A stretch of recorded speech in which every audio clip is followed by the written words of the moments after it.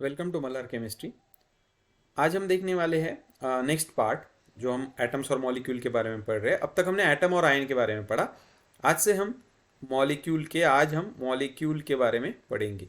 हम देखेंगे कि हाउ मॉलिक्यूल्स आर प्रोड्यूस्ड। हमें मालूम है मॉलिक्यूल क्या होता है। It is a group of atoms. Okay, group of atoms. फिर वो एटम सेम तरह के हो सकते हैं या डिफरेंट हो सकते हैं। अगर सेम तरह के होंगे तब हम उसको मॉलिक्यूल ऑफ एलिमेंट बोलेंगे, अदरवाइज मॉलिक्यूल ऑफ कंपाउंड बोलेंगे। अब इस टॉपिक में ज़्यादातर, या इस टॉपिक में खास करके, हमको कंपाउंड के बारे में ही है। ओके, मतलब ऐसे मॉलिक्यूल्स के बारे में हमें पढ़ना है जिसमें एक से ज़्यादा तरह के एटम्स होते हैं। ओके, तो हम इसमें खास करके मॉलिक्यूल्स ऑफ कंपाउंड के बारे में पढ़ेंगे। ओके, अब जब हम मॉलिक्यूल्स ऑफ कंपाउंड के बारे में पढ़ेंगे तब एक चीज़ और हमें यहाँ पे मालूम होनी चाहिए कि जब भी कोई मॉलिक्यूल बनता है तब हमने ये बात की है कि वो एटम से बनता है। ओके, जब भी कोई मॉलिक्यूल बनता है तो वो एटम की मदद से बनता है या एटम से बनता है। लेकिन ये भी हमको मालूम है कि एटम जो होते हैं वो कभी भी इस फॉर्म में, न्यूट्रल फॉर्म में नहीं होते, सिर्फ इनर्ट गैसेस को छोड़ के। मतलब आइदर वो कैटायन के फॉर्म में होंगे या फिर वो अनायन के फॉर्म में होंगे। मतलब जब भी कोई कैटायन और अनायन एक दूसरे के साथ रिएक्ट होंगे तब वो क्या बनाते हैं, they will produce the molecule. Okay, और यही पूरी कंसेप्ट है आज के लेक्चर की। तो हमको यही देखना है कि how the molecules are produced. Okay, अब देखो, जो हमने बात की कि मॉलिक्यूल बनेगा तो उसके कुछ रूल्स है। ओके, रूल्स की वर्डिंग अलग हो सकती है लेकिन कंसेप्ट वही है। रूल्स में पहला रूल क्या है? Number 1, the first rule is molecule कभी भी बनेगा कैटायन और अनायन से। ओके, तो सबसे पहली चीज हमको ध्यान में रखनी है कि सबसे पहले while writing we have to prefer और put cation first and followed by अनायन।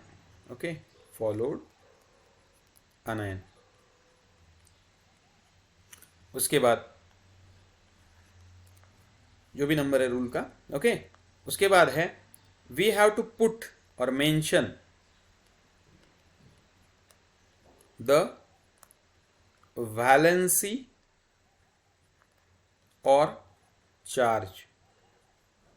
अब यहां पे एक और चीज ध्यान में रखो, अप टू 20 एलिमेंट को हम वैलेंसी हम बोलते हैं या हम कैलकुलेट कर सकते हैं, जो हमने करी भी है। लेकिन 20 के बाद वाले जो एलिमेंट है वहां पे उसके ऊपर जो चार्ज होता है उसी को उसकी वैलेंसी माना जाता है। मान लो आपको पूछा गया कैल्शियम की वैलेंसी, तो आप बोल दोगे 2। लेकिन अगर आपको पूछा गया Fe+2 की वैलेंसी क्या है, तो ये भी 2 ही है।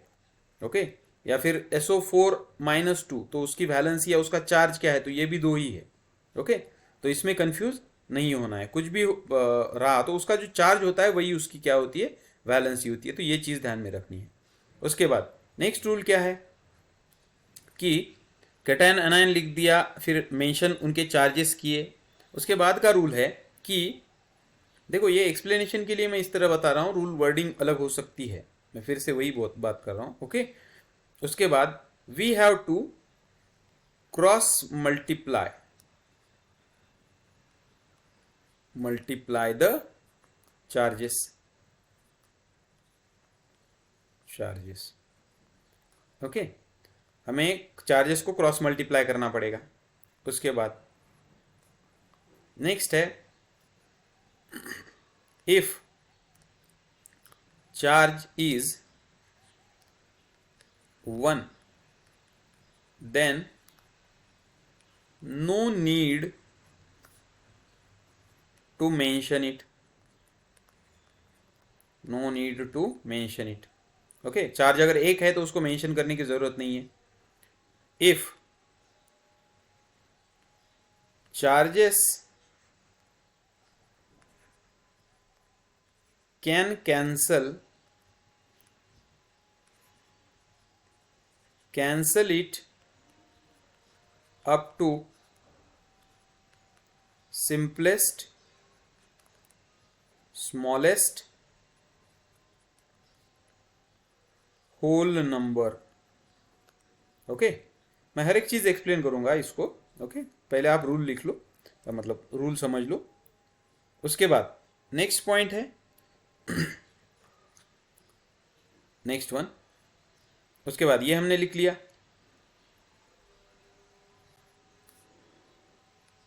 उसके बाद का रूल है कि if any ion itself contain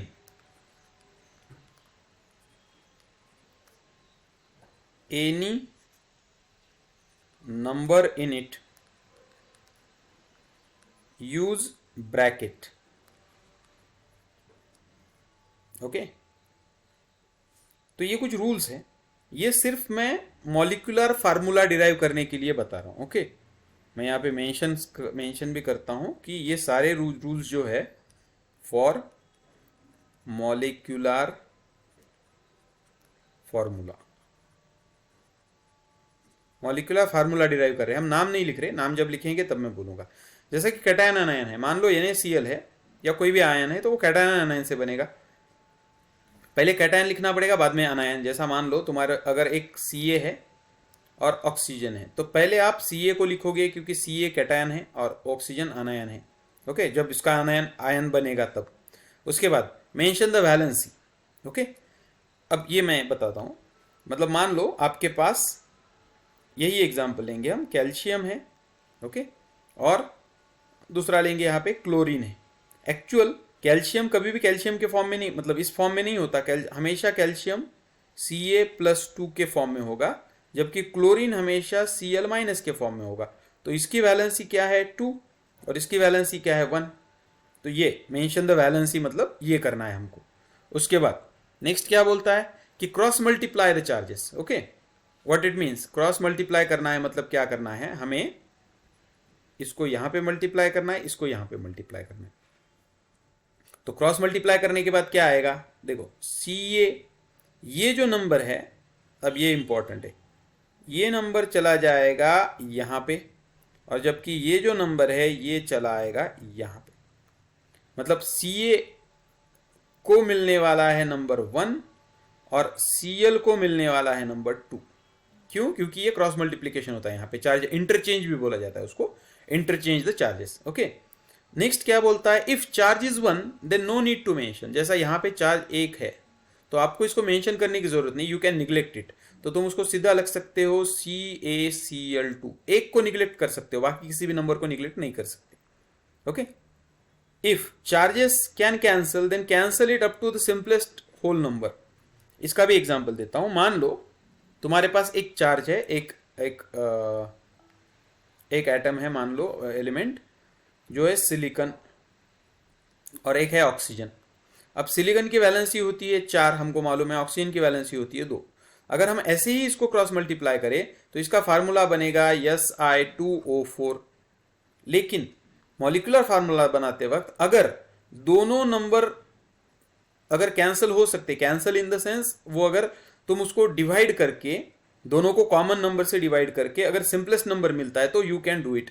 तो इसको भी 2 से मल्टीप्लाई डिवीजन कर दो 2/2, और इसको भी 2 से डिवाइड करो। तो जब तुम दोनों को 2 से डिवाइड करोगे तो तुमको क्या नंबर मिलने वाले हैं, यू विल गेट हियर, यहाँ पे तुमको मिलेगा 1, यहाँ पे तुमको मिलेगा 2। अब तुम इसको क्रॉस मल्टीप्लाई करो, मतलब तुम्हारा फार्मूला ये नहीं बनेगा, इसके अलावा, मतलब इसके सिवा तुम्हारा फार्मूला क्या बनेगा, SiO2, Si1O2। लेकिन अभी जो हमने रूल पढ़ा कि 1 लिखने की जरूरत नहीं, तो हम सीधा लिखेंगे SiO2।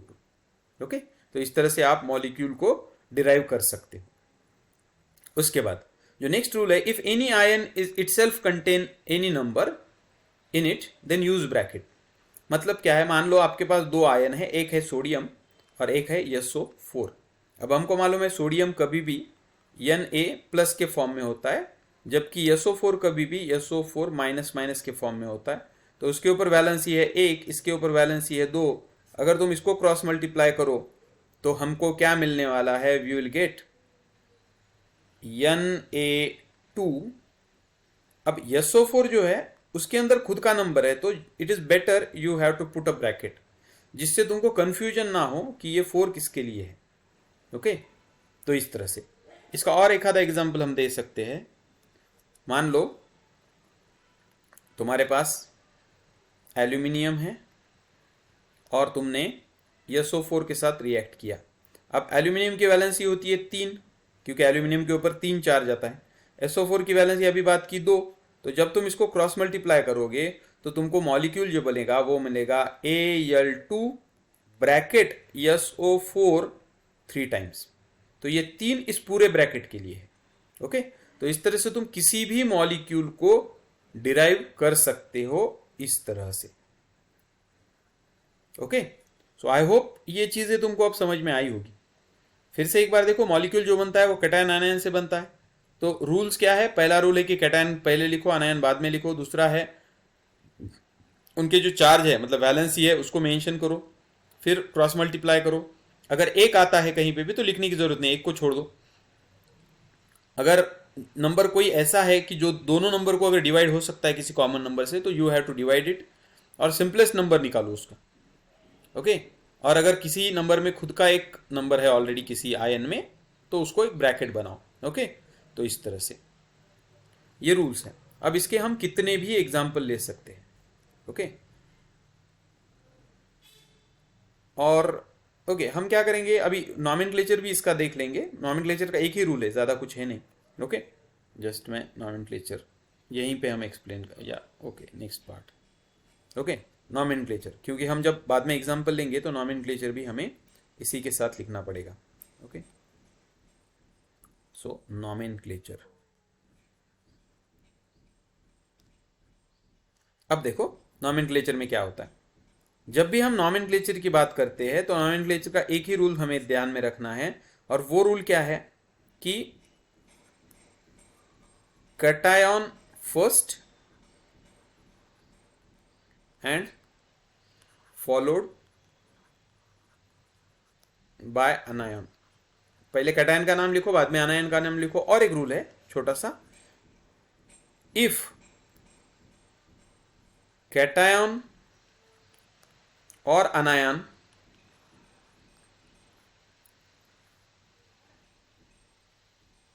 is present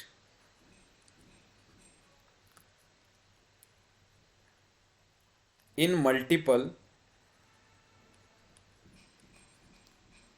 don't use any prefix like die, try, etc.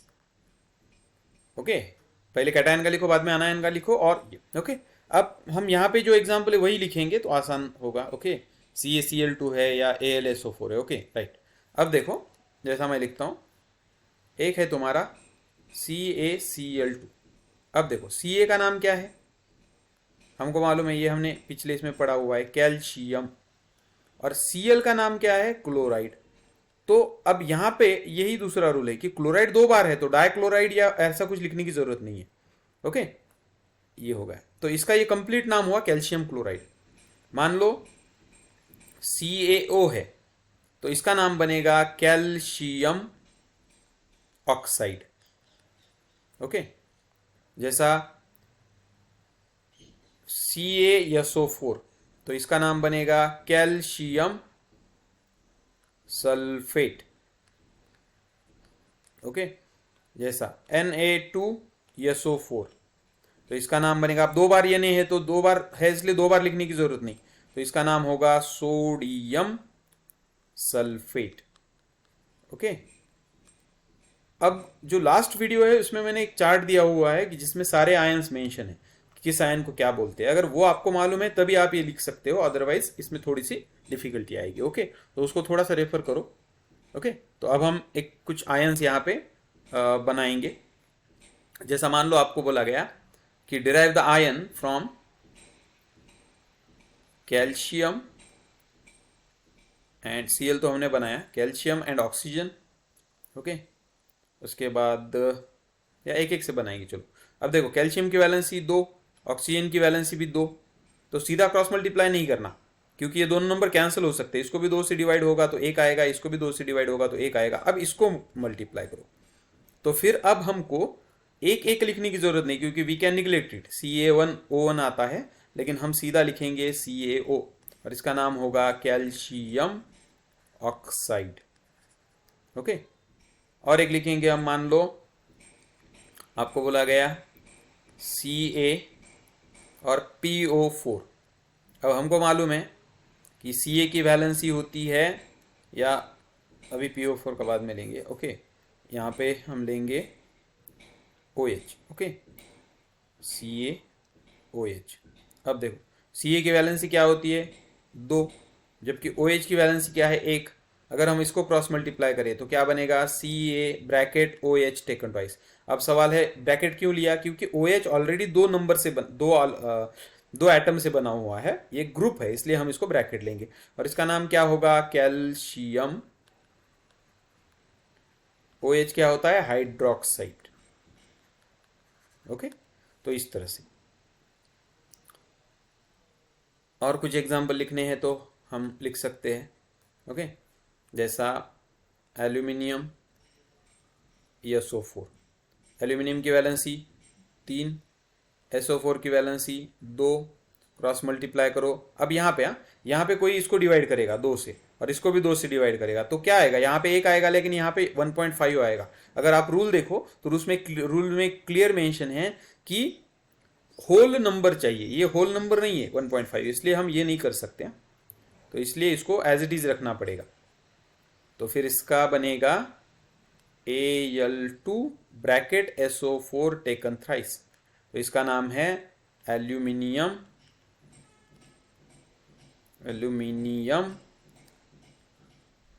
Sulphate.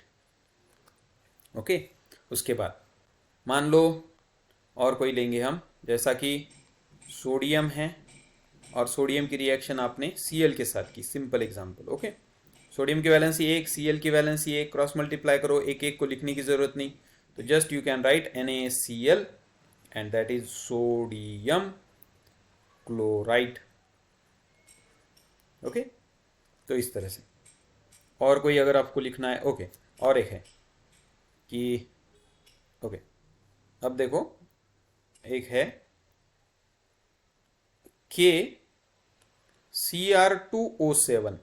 Okay, अब K की वैलेंसी होती है 1, अगर आप चार्ट में देखो तो Cr2O7 के ऊपर 2 माइनस होते हैं, इसलिए इसकी वैलेंसी है 2। अगर इसको क्रॉस मल्टीप्लाई करो तो बनेगा K2Cr2O7, तो इसको भी आप ब्रैकेट कर सकते हो। अब सवाल है इसके नाम के बारे में। एक्चुअल ये जो आयन है इसका नाम है डाइक्रोमेट, राइट, तो इस आयन का नाम है डाइक्रोमेट। ओके, तो कई बच्चों को ऐसा लगता है कि ये 2 बार है इसलिए लिया, एक्चुअल उसका नाम ही है डाइक्रोमेट, तो अब इसका नाम आएगा पोटेशियम डाइक्रोमेट। ओके, तो इस तरह से आप कितने भी मॉलिक्यूल का फार्मूला इसी तरह से डिराइव कर सकते हैं। ओके, अगर और कुछ एग्जांपल चाहिए तो हम लिखेंगे, यहाँ पे कॉमन ही लेंगे हम। मान लो एल्यूमिनियम है, एल्यूमिनियम की रिएक्शन हमने की क्लोरीन के साथ, एल्यूमिनियम की रिएक्शन हमने की ऑक्सीजन के साथ, एल्यूमिनियम की रिएक्शन हमने की और SO4 ऑलरेडी हमने की हुई है। ओके, तो हम लेंगे यहाँ पे, हाँ, एल्यूमिनियम की रिएक्शन हमने की, और क्या है, फास्फोरस के साथ, एल्यूमिनियम की रिएक्शन हमने की OH के साथ, और एल्यूमिनियम की रिएक्शन हमने की PO4 के साथ। ओके, अब ये सारी रिएक्शंस हम करके देखेंगे। मान लो एल्यूमिनियम है और क्लोरीन है, एल्यूमिनियम की वैलेंसी 3, क्लोरीन की वैलेंसी 1, क्रॉस मल्टीप्लाई करो और हमको मिलेगा AlCl3, तो नाम आएगा एल्यूमिनियम क्लोराइड। ट्राई वगैरह लिखने की जरूरत नहीं है। ओके, नंबर 2 AlO, एल्यूमिनियम की वैलेंसी 3, ऑक्सीजन की वैलेंसी 2, क्रॉस मल्टीप्लाई करो, क्या मिलेगा, Al2O3, तो नाम होगा एल्यूमिनियम, नीचे लिखेंगे। ओके, इसका फार्मूला बनेगा Al2O3 और नाम होगा aluminium oxide. Okay, number 3 Alp। अब देखो एल्यूमिनियम की वैलेंसी 3 है, फास्फोरस की भी वैलेंसी 3 है, तो 3 3 कैंसिल हो जाएंगे, एक एक आएगा, तो क्रॉस मल्टीप्लाई करो तो तुमको फार्मूला मिलने वाला है, क्या मिलेगा, ओके, फार्मूला क्या मिलेगा, AlP। अब इसका नाम क्या होगा, इसका नाम होगा एल्यूमिनियम, और P को हम क्या बोलते हैं, फॉस्फाइड, IDE। ओके, नंबर 4 पे है एल्यूमिनियम और OH। एल्यूमिनियम की वैलेंसी 3, OH की वैलेंसी 1, क्रॉस मल्टीप्लाई करो तो क्या बनेगा, AlOH टेकन थ्राइस, नाम होगा एल्यूमिनियम हाइड्रोक्साइड। मैंने कई बार बोला, हाइड्रोक्साइड ही एक एक्सेप्शन है जो नाम में उसके कंपोजिट आयन होने के बावजूद भी वो क्या आता है, composite, after composite ion also it has ID। Okay, और नंबर 5 एक हम देखेंगे एल्यूमिनियम विथ PO4। फिर से एल्यूमिनियम की वैलेंसी 3, PO4 की भी वैलेंसी 3 होती है, तो 3 3 कैंसिल आउट हो जाएंगे, एक एक रहेगा, तो उसको क्रॉस मल्टीप्लाई करो और तुमको मिलेगा AlPO4। ओके, अब इसका नाम होगा एल्यूमिनियम मिनियम फॉस्फेट। ओके, तो इस तरह से अब आप किसी भी आयन को या किसी भी आयन का फार्मूला और उसका नाम लिख सकते हैं। ओके, सो आई होप यहाँ तक की चीज़ें आपको समझ में आई होंगी। ओके, तो मैं यहाँ क्या करता हूँ, यहाँ पे कुछ होमवर्क दे देता हूँ, if you want you can do it. Okay, जैसा मान लो एक मेटल है कैल्शियम, मतलब कैटायन कैल्शियम वाला, एल्यूमिनियम तो हमने किया, पोटेशियम है, एल्यूमिनियम किया ना, सॉरी, तो हम मेटल लेंगे सोडियम। अब ये मेटल है, अब हर एक मेटल का तुमको एक नॉन, मतलब सॉरी, ये कैटायन है तो हर एक का एक अनायन के साथ तुमको करना है। तो मैं यहाँ पे लिखता हूँ, कैल्शियम का तुमको करना है reaction with Cl, with O, with P, with PO4, okay, with SO4, सबका ही एक्चुअल। ओके,